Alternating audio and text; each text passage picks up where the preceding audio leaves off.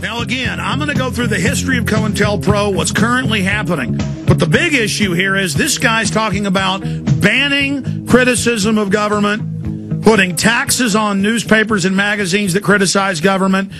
And we see Obama coming out and saying, my new cybersecurity czar will censor the web. The NSA and Army and Air Force will run it. We see all these headlines about should Obama control the internet. The cybersecurity czar, the first one they appointed early last year, in February, resigned, saying the Pentagon's taking over. They're spying on everyone. There's the Wall Street Journal headline, security cyber czar steps down. So this is real bona fide tyranny. And he uses an extreme Orwellian example. If you say 2 + 2 = 4, and he says that's a conspiracy theory, he says it's 5, they want it to be idiotic. They want to set the precedent that they killed Khalid Sheikh Mohammed more than a dozen times and never retract the last time they claimed they killed him, and then the next time they capture him. You know, openly saying we're going to put him on trial after 7 years of torture, setting these precedents. Look at this.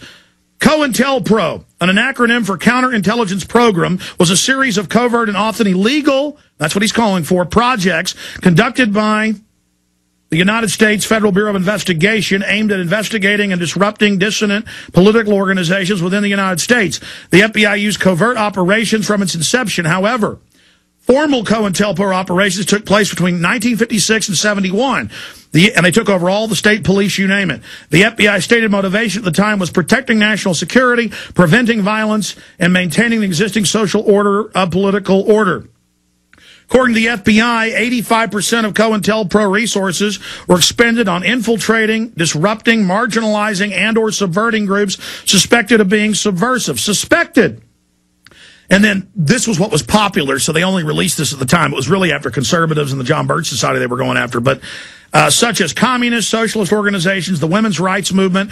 This now come out the CIA funded that. That's baloney. Militant black nationalist groups, they did go after them. And nonviolent civil rights movements, including individuals such as Martin Luther King and others associated with the Southern Christian Leadership Conference. And it just goes through. Now, we know modern COINTELPRO is all peace groups, all libertarian groups, all in the Fed groups. This has all been leaked or declassified in the last 3 years. The MIAC report, the Homeland Security that law enforcement gave us, where they list gun owners, conservatives. That's what Homeland Security is really set up for. And here's the deal.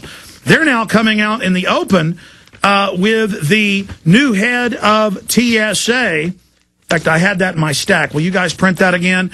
Last week, the new head of the TSA, being approved right now in Congress, gave a video speech and said, our number one threat is Christians and people that have a Christian identity, and that's the main threat. I mean, these guys, Paul Watson, why do you think they're now coming right out in the open and saying, we want to ban speech, we want to infiltrate you, we want to arrest you? I mean, this is Hitlerian or Stalinistic or Maoist. I mean, this is out in the open.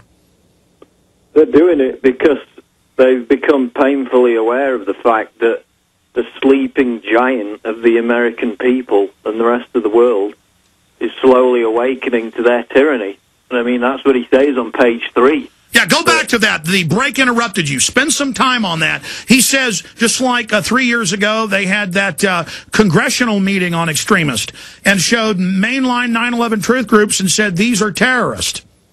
Yeah, and there was that 2006 White House directive under Bush, which said that conspiracy theories were a wellspring of terrorism and that they had to be defeated. So this goes back to Bush. It's not just an Obama thing.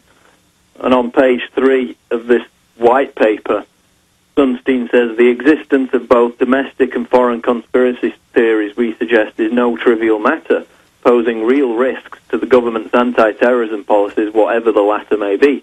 So there he's saying that the people are slowly awakening to the agenda of the military-industrial complex, and it's becoming a problem for them. Now, what's interesting about his solution to it, later on, he admits that in a repressive society, more conspiracy theories emerge, which is true, because governments lie and oppress people, and the people become more suspicious of government. And bearing in mind, conspiracy theory means disagreeing with the government on any fact whatsoever. That's basically how it's defined. So he says that repressive societies produce conspiracy theories, but then he says just ban free speech as a solution.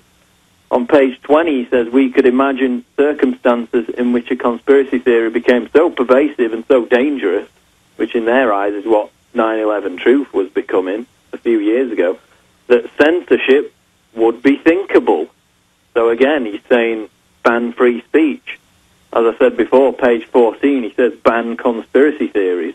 Well, by the way, mainstream news is reporting that the TSA nominee, a former FBI agent, is Errol Suthers, is openly on video saying the number one threat is Christians and anti-global warming groups. They're saying the terror threat is the anti-global warming groups. Totally peaceful. And you have Europe openly calling for banning them. The London Guardian saying, charge Lord Monckton with treason and execute him. Exactly, and that's another one of the conspiracy theories listed in this report. It's on page 4, along with the conspiracy theory that powerful people were involved in the assassination of JFK, which about 90% of the American people now fully believe. So these people don't even realize, or their chutzpah doesn't allow them to recognize the fact that they're now the minority. But it also lists global warming as a deliberate fraud. That's also a conspiracy theory, questioning global warming, which has proven to be a complete fraud in light of ClimateGate. So all along the line, he's saying basically that any dissension against the prevailing authority of government and whatever they say is a conspiracy theory and should be countered. Now, Paul, I want this to sink in for people. Congressional reports, Bush, Obama, everyone he's appointing. His own cybersecurity chief quits and says this is a Pentagon takeover. They're spying on everything. This is all illegal. They just don't care. And now they're saying arrest people who don't believe in man-made global warming. And the head of the new TSA says that's the threat. I mean, these people are outrageous villains. I mean, they know they're villains. They know. I mean, the new head that Obama's trying to put in here, and I want to show a screenshot of him here from the document cam.